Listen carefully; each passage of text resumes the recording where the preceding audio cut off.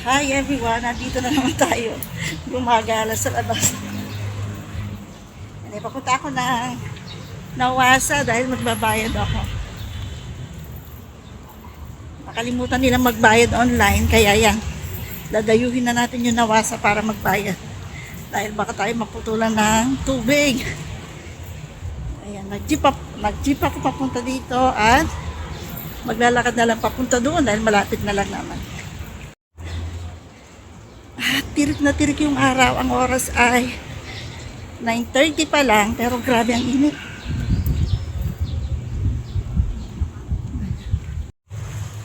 Yan, si Mr. dapat magbabayad dito, kaya lang sabi ko ako na dahil napakainit. At dahil mamamalengke ako, ayan, sinabay ko na rin. Sana lang itama itong nilalakaran ko kasi medyo matagal-tagal na rin akong hindi nagpupunta rito eh. Kasi nga online kami nagbabayad. Hindi ko alam kung tama itong dinadaanan ko. Parang hindi. Parang nalimutan ko na. Parang dead end na yun nandun. Hala, uy. Ah!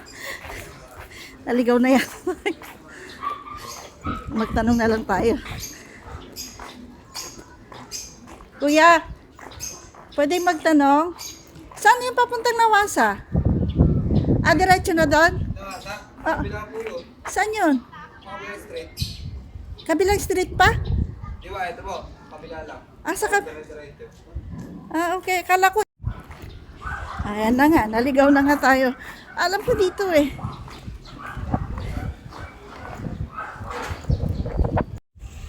Ayan, si Mr. dapat yung magbabayad, nakabihis na, kaya lang. Meron kasi akong kailangan bilhin sa palengke, kaya sabi ko ako na lang. Para, mabili ko yung, para makalabas ako. Tsaka napakainit. Ayaw ko palabasin yung asawa ko ng ganito kainit. Ayan, nagtanong ulit tayo, at mali pala yung sinuotan natin. Dito pala yon.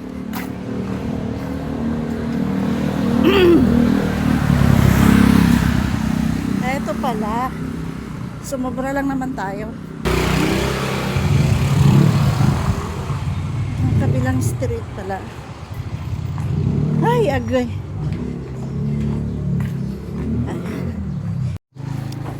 Ayan na pala.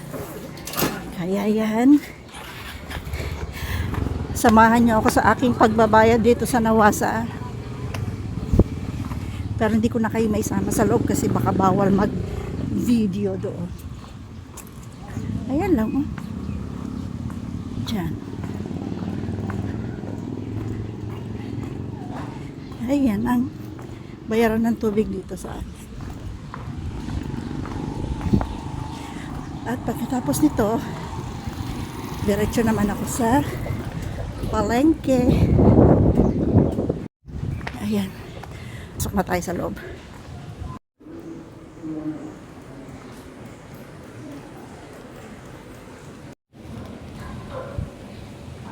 Ayan, ang haba ng pila. Pag 118 pa ako. Ayan, sa wakas natapos din ako. Ang haba ng pila. Ano nagbabayad? Kulang halos 2 oras ako sa loob. Ayan, lesson learned. Pagbayad ng maaga para hindi maabala.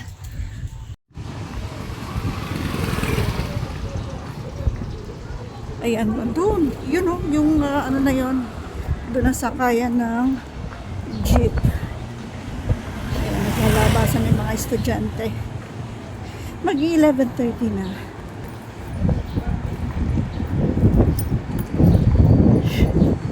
Tayo sa gilid para hindi tayo masyadong mainitan.